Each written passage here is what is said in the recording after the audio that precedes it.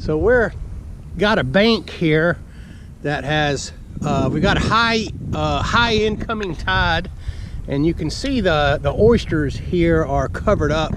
If you look real close, you may be able to see some shell right along that grass line, but that shell comes out 6 or 8 feet out from that grass. So what I do here, if I wanted to work along this bank, the tide is coming left to right, the current is. So what I would do is point the boat into the current and work along this bank. So the person up on the bow up here especially wants to throw forward up near the grass with a fixed float and drift their bait over the top of that grass. That way the person in the middle can also throw forward and fish that grass. Once it gets back along beside you, reel it up and get it back up to the grass and fish it again. So I'm gonna reach in and grab a shrimp, and with these circle hooks under this float rig, you see the horn running along there. Halfway between the brain and the eyes, I'm going to poke it right at the base of that horn and roll it underneath that horn, so that shrimp is just hanging there like that. Cast forward. When you reel these float rigs up, stop them about 6 or 8 or 10 inches from the stem of that float, and I'm going to throw it forward up to the grass, and then I'll be using the trolling motor to troll forward.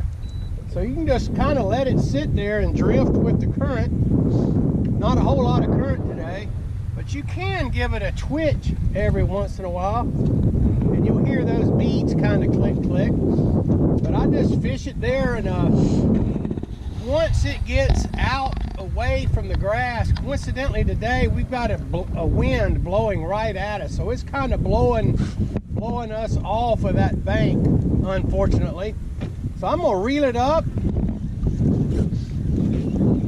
and get it right back up to that grass. Actually, it could be a little closer than that. Let me get the boat a little closer. I'm about 50 foot off right now. The theory is we're gonna drift that shrimp right over the top of those oyster shells with a bait. If you happen to throw it too close and you feel like your float is sticking, you can usually just give it a little tug and get it off of those oysters. And now I'm fishing right over the top of that oyster shell with that float. If you kind of can keep your line tight, if that float goes under, just lift and reel, and that circle hook will get them. Now it's getting behind me. Kind of one of the no-dos on this, using this rig. Got twisted up. I found I can turn these sideways and see which way I need to go to untwist it.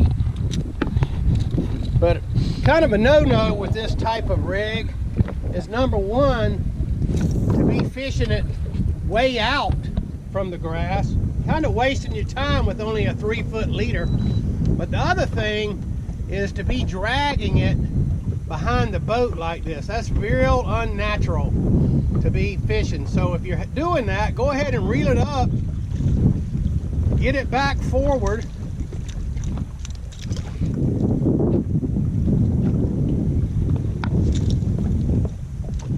and fish it up there around the oysters. You noticed a little while ago that leader got wrapped around the float. The reason it does that is because the float gets out ahead of the bait. So show my hand here now. So when you go to cast, if you can slow that down and stop the float ahead of the bait, then it'll keep that from doing that.